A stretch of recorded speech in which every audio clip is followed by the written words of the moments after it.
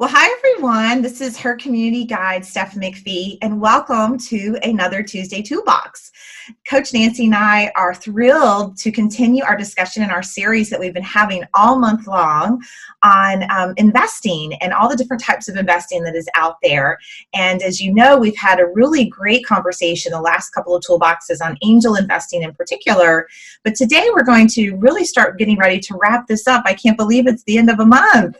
And our discussion, as we have been focusing on financial literacy, was the theme of the month, and all the different things around your finances and investing. And so we're going to dig right in. And again, for you, the Her community members, there will be a checklist along with this, so make sure you download your checklist. And other than that, let's just jump right in. And again, we're just so delighted to have Coach Nancy. And thank you, Coach Nancy, for having this great conversation with me today as we hopefully share some more tips with our audience. Right. Well, and I am just thrilled to jump in and share some more tips with our audience, because the topic of financial aspects, or looking at financial aspects of your business, is really important, whether you're just starting out, whether you're thinking about starting out, or whether you're established, right? So some of the things that we presented over the course of this past month with the toolboxes really lend themselves to all three phases, right? If you're just thinking about starting a business, well, you may need some investment. And so looking at whether or not you need a traditional bank loan, working with an angel investor, or working with a venture capitalist, those are things you need to think about. If you're in the middle stage and you're looking to grow your business, then you need to think about those three things. And if you're at a high stage, much more developed, you're still probably looking at these three ways to bring some money into your business, to try new things, go after new markets, or try something really interesting with your team. Yeah. So the other theme that kind of runs through this month's theme of financial literacy and looking at your finances is the whole idea about relationships, right? So we want to really hone in on the fact that everything you do in your business is all about relationships. So relationships are really important, especially as you're looking to get some financial investments. People do business with people they know, they like, and they trust. Yeah. And you have to get to know the people, and they have to get to know you before you can actually ask for some money, right? And one of the things I like to remind business owners about is the role of community banks. Now, we all know the very large national or international banks, and they have a certain way of lending money. But your local community bank is sometimes much more approachable. Yeah. And one of the things I like to remind people is, if you are part of your local chamber of commerce, or you're part of a local women's group, make a point of inviting representatives from your local community bank to come in and make presentations, to come in and have lunch with you. That way you can really establish a relationship. And when it comes time to look for some funding for your business, you already have some trust built in, right? And they probably, by that point, could have been to your own business, or they know about your business because they live in the community, they shop in the community, they hear about, you and your business through the chambers and women's organizations. Yeah. Yeah, I was going to add to that. Yeah, exactly right. Like, they're always listed in the chamber. I know up here, when we started the women's piece to the chamber in North Florida, they were one of the first ones that reached out. And so definitely just go to the chamber, get the guide, and the name of somebody will be in there. And that is a great place to start. Just call them up. I have found them to be so welcoming and eager to talk to businesses they can help sponsor and support. Right. Another tip is to follow, once you've identified who it is you might be going to get some financing for your business. Another tip is to follow them on social media. So again, to the point of your local banks, they probably promote and support, the youth league in your community or the women's chamber. And if you follow them on social media and then just comment on their posts and say, thank you for supporting, thank you for being a great, corporate citizen or a community partner, they get to know you, you get to know them. And the same with the angel investors and the venture capitalists. You can follow them. I mean, they all have, Instagram and Twitter accounts, LinkedIn, and all kinds of Facebook posts that they do. Follow and comment. Of the millions of people that follow, only less than 10% comment on things. Yeah. So you can really stand out if you take some time to be engaging. What also helps is if you share. I was just going to say that. What they write, right? Because that bumps you up in the relationship, that they see that you're consistently sharing what they are putting out there to an audience that they would otherwise not have access to. Yeah, sharing is huge. That's actually, I knew you were going to mention that one, because even in my own work, I have noticed when we've shared something, people oftentimes they'll comment, from the person and themselves. And that, even when we've done things with her community or any of the things that we've partnered on, yeah, this could be a massive article. And sometimes when we share, they'll go, oh, thank you so much for sharing. And now you've got their attention. Right. Yeah. So social capital, building social capital. Okay, so Coach Nancy, one of the other things that I know you've talked a lot about, and especially in some of the last ones with looking at angel investors, is really learning how to develop and promote your expertise, which I have talked to so many business owners, and as talented as we are, sometimes it can be really challenging to know exactly how to talk about our businesses and to promote ourselves. So I'd love for you to talk a little bit more about that.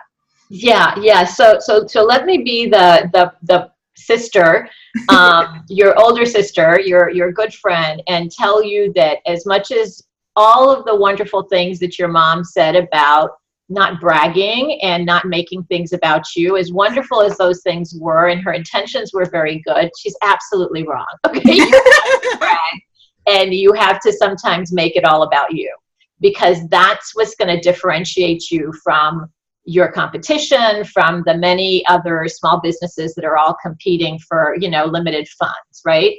And a couple of easy ways to do that. The first is list the awards that you have received on your website. I mean, that's not in your face bragging, but it does show to someone who's researching you, and anybody who's going to invest in you is going to research you, right? They're going to look into who you are and what you do and what you stand for. And so if you want to just list the awards and accolades that you have received, testimonials do the same thing. And I'm a big believer in kind of peppering your website and your social media with testimonials, but also having a page where they're all there, right? So if somebody doesn't have time to go through your whole website, there is a dedicated space that highlights your testimonials. There is a dedicated space that talks about your awards. And the big secret about awards is that not too many people apply for awards. No. So you should apply for awards, ladies. You should really, and if you're uncomfortable applying yourself, ask a friend to apply or to nominate you, and then you nominate that friend. Yeah. And chances are the both of you, or at least one of you, is going to get that award. Okay, so don't be shy about that. The second thing is that there is this organization called Help a Reporter Out, HARO. And if you go online and you search HARO, HARO.com, you can sign up as an expert.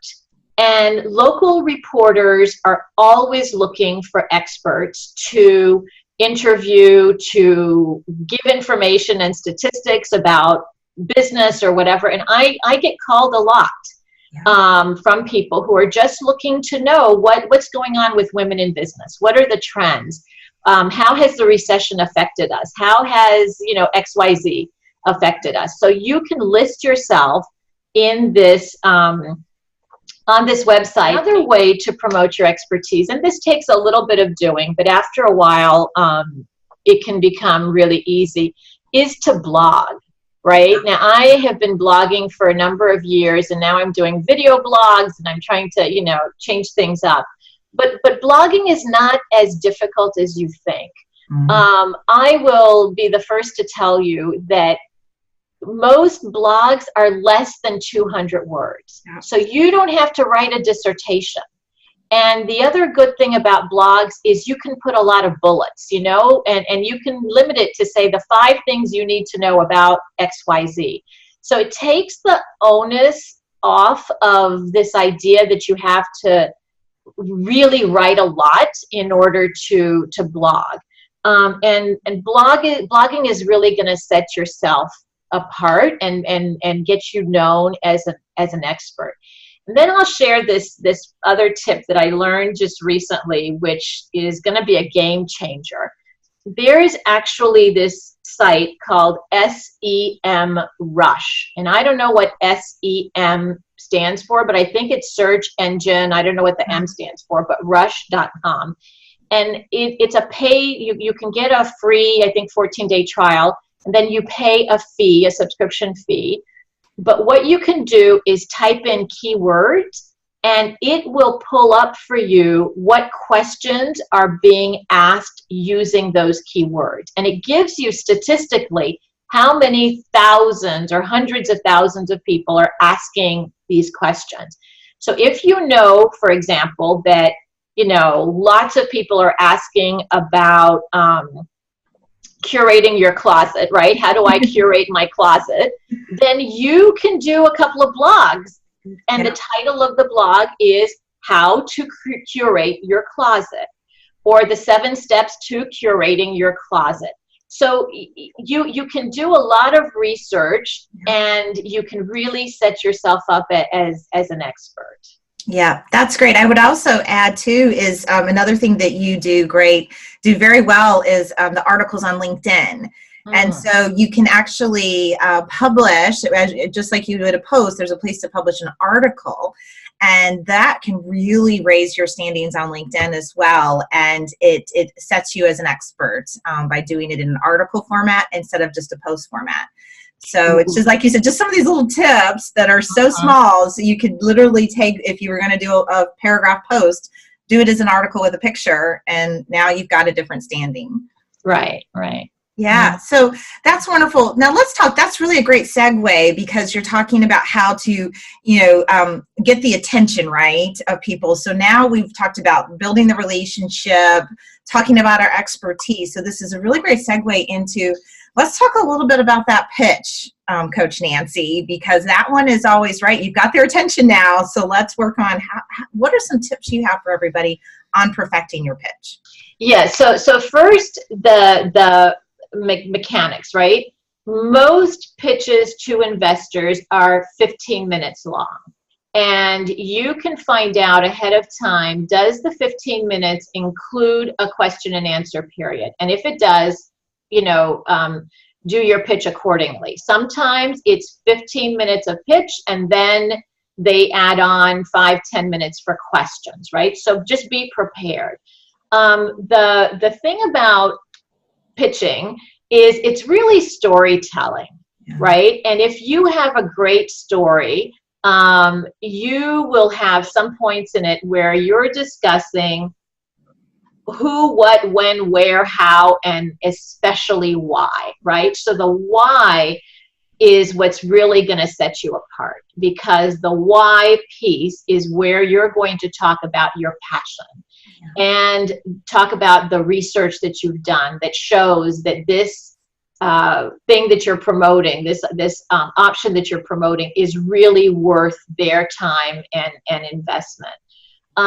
Other, mechanical things, you have to know your numbers. I mean, if you're like me and you watch Shark Tank, you know that's how they think everybody, right? Is you don't know your numbers and your valuation is way off and all that. So you really have to own those numbers.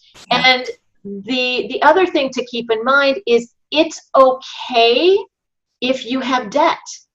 If you can explain why you have the debt and who the debt is from or owed to, that's not going to be a deal breaker if you can explain it, right? So again, that's why you have to really own those numbers. You have to make sure during your pitch that the return on investment is really clear, right? Everybody wants to know what's in it for them. What is it going to cost me to invest in your company, Stephanie? And how long is it going to take for me to get a return on that investment? And if it's going to be a quick return, good on you. But if it's going to be 3 to 5 years, I may still be willing to take that chance. But I don't want you to sell me that this is going to be a quick return, and then halfway into that quick return, it's, I made a mistake. It's going to be a longer term, a longer time before you get your investment back. So you want to really be careful about that. The slide deck, I read a lot about this, and apparently the golden number is 12. If you're pitching to angel investors or to venture capitalists, they don't want to see more than 12 slides in the deck, and they don't want to see a whole bunch of writing on the slides either, right? So just make sure that your PowerPoint presentation is sleek, that it looks good. If you can seamlessly insert a video into your PowerPoint presentation, then go for it. But if you aren't really sure about whether or not there is internet access where you're pitching, or is it slow, or whatever problem is going to happen, don't include a video, right? Because there's nothing worse than the technology not working when you want the technology to work. And then finally, everybody wants social proof, right? So your pitch should really address this issue of social proof. Have you done focus groups? And the focus groups could be 10 people. You know, you have a niche market and you found 10 people who are your ideal clients. You did a focus group on that. That speaks volumes, as opposed to you coming and saying, oh, I've done all this research and the statistics show this and the research shows that and blah, blah, blah. Nobody really cares about that. But if you can actually have a focus group where people have given you some honest feedback, that works wonders. And then finally, two more things. One is you have to have products and samples, right? So even if you have a service industry, a product that you can have or a sample could be a workbook, right? Or a checklist. Here are the things that I do. Quizzes are really big and popular now. You can create a quiz and say, based on this quiz, here are the results, right? And then the final part about this is presentation styles. So Steph and I were talking, before today about how important it is when women present that we take very special care with our voices, right? And not to get into the whole meat of this, because we're probably going to do a whole segment on this, but I read that unfortunately a lot of joint venture capitalists don't invest in women because they don't like the sound of our voices. When we get nervous, our voice, the pitch goes up, and they're not used to that, and it's uncomfortable, and because they're feeling uncomfortable, that translates into they're uncertain about what you're saying, which is so sad. So we are going to have, we're going to get y'all some help with that if that's one of the things that's holding you back. As Coach Nancy said, we had a little bit of a conversation about this, and presentations all along. I'm glad you brought up about the brevity of one. Having sat on the other side of a supplier meeting or a investor meeting, I've been on both sides of that table, and so I know that, like you said, 10 to 12.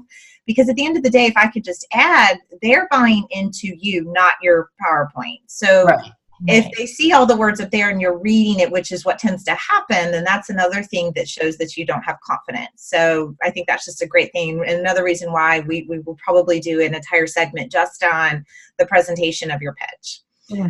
Awesome. So I think one of the final things to really dig in here that Coach Nancy and I were talking about around this process is that not everybody understands that this is going to lead down the path of a contract, right?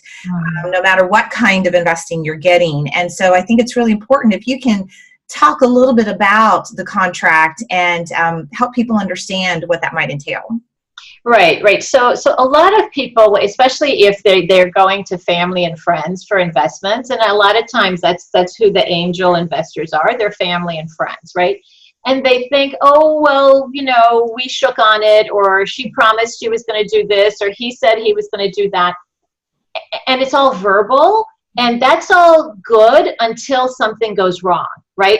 And when something goes wrong, all of the verbal promises and all of the handshakes and all, those kind of fly out the window. Yeah. And I will only remember what's going to benefit me, and you're only going to remember what's going to benefit you, right? So it really is important that even if it's a close family member, you have a contract, a legally binding document that's done by a lawyer or your accountant if you want to go that route.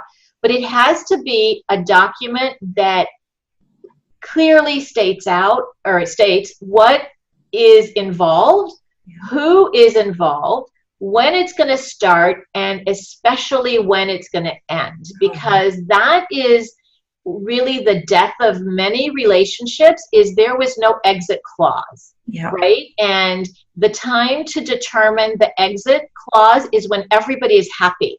And when everybody is thinking, oh, this is going to work out, let's just, dot the I's and cross the T's as far as how we're going to exit. But it is really, really important. And especially if you go with venture capitalists and angels that are a couple of steps removed from your family and friends, you want to protect yourself and you want to protect your own company. And there are ways to do that legally. There's jargon that should be in the contract. And so you really want to take that very seriously. And believe me, no one is going to think ill of you if you present them with a contract. They're going to see, on the contrary, that you're looking at this as a professional and very serious relationship that you're entering into. Yeah. What I know, one of the things, especially if you're not certified and you are thinking of certification too, if you're getting investing, is considering what type of company you are and if there's any ownership. I know when you watch Shark Tank, right, that's part of the negotiation when they're going to invest in you, is what percentage ownership they're going to get in your company. So I think it might be important to spend just a couple minutes maybe on that, Coach Nancy. Sure. So if you're certified as a woman-owned business or as a minority-owned business, you have to prove that you own, operate, manage, and independently control 51% or more of the business. And if you dip down below the 51%, you will lose your minority certification or your woman-owned certification. And you know what? You can actually use that as leverage. Okay, as you're going after investments, you can say, I'm a woman-owned company. I'm certified as a woman-owned business, and that gives me lots of opportunities with corporations and with the federal government. And if I have to have less than that 51%, we will be missing out on these potential contracts. So you can actually use your status, your woman-owned status, as a leverage and a leveraging tool in your negotiation. That's fabulous. So one of the last things I know that we were going to talk about that hasn't been mentioned in the series at all this month is this idea of pay to play. And we had a really fun, interesting dialogue about this. So let's talk about that, because I don't think this is something a lot of people know might be an option. Right. So you can pitch to investors. You can attend these conferences where they have these open pitches, or you can be invited to pitch as part of a group. But you can also pay to attend an opportunity to pitch, right? A meeting where you have an opportunity to pitch.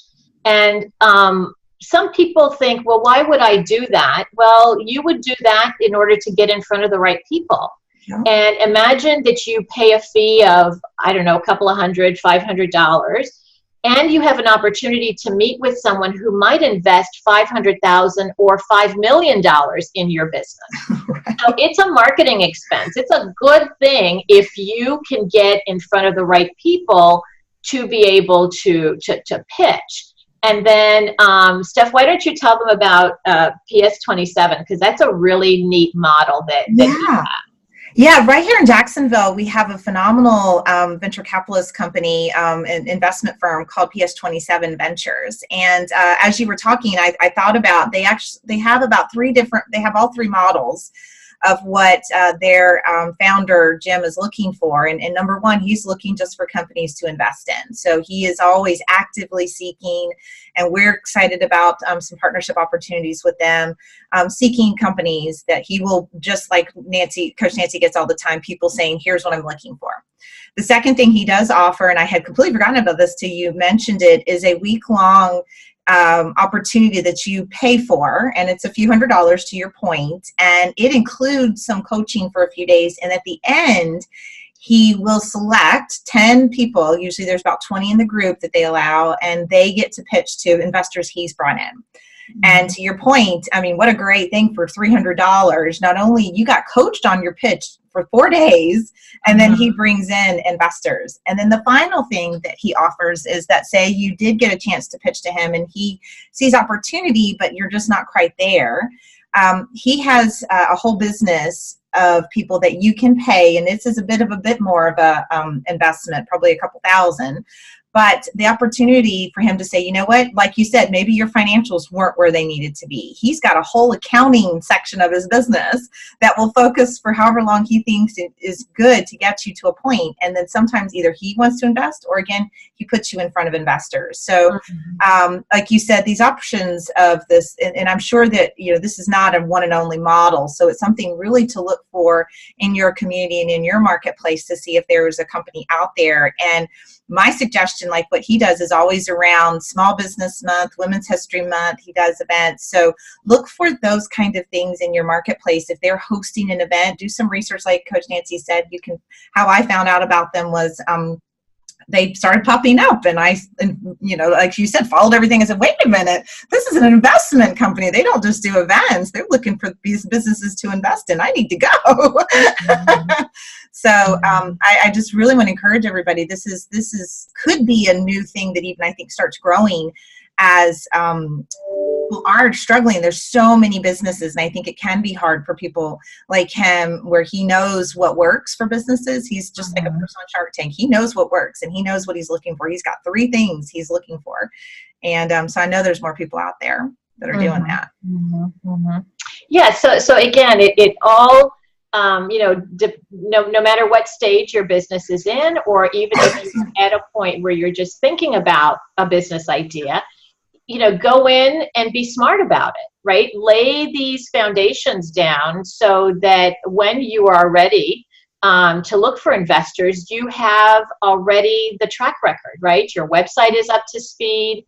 You've been following the key people on social media. You have your pitch, really ready to go. And you've practiced it, and you've honed your pitch, and then you're already prepared when it comes to contracts, right? You're already prepared.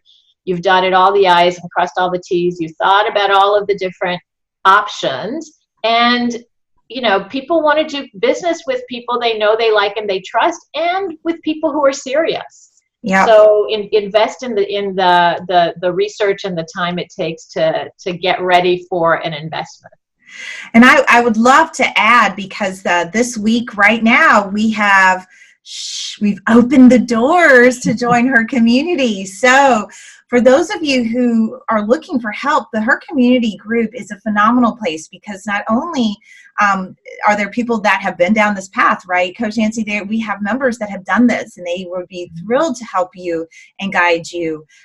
There are potentially people that, if your website needs help, will have somebody, you can find somebody. So there's so many things that the community also can really support you if you are looking to get investors and you're just not sure if it's right for you. This is a fabulous place to go. Right. And the community is very supportive. We're women. We love to share, we love to nurture, and the lessons I have learned, I'm happy to teach you and keep you from bumping, stumbling wherever I can. And the community includes women in business from all different industries. Some women who just do business locally, other women who do business internationally, some who do local, federal and government work, some who do national work. So it's a really, really great community, very supportive, and lots of information sharing. Absolutely. Well, thank you so much, Coach Nancy. This has been such a robust conversation. I know you and I both, this is a common question we get asked constantly by not only our members, but other people we run into at events, is about, financing and getting that investment. And so I think I know this has been a wonderful series, and we will be digging deeper. For those of you in Her Community, we're going to dig deeper into some more of the ideas around presentations and really helping make those connections and networks. So again, the Her Community membership is open this week. Don't know, it could close tomorrow, so make sure you jump in and get your membership. And again, thank you so much, and we hope you guys really enjoyed this series of the Toolbox, and we'll look forward to diving in with you guys next month. Thank you so much, Coach Nancy. You're welcome. Bye, everybody. Bye.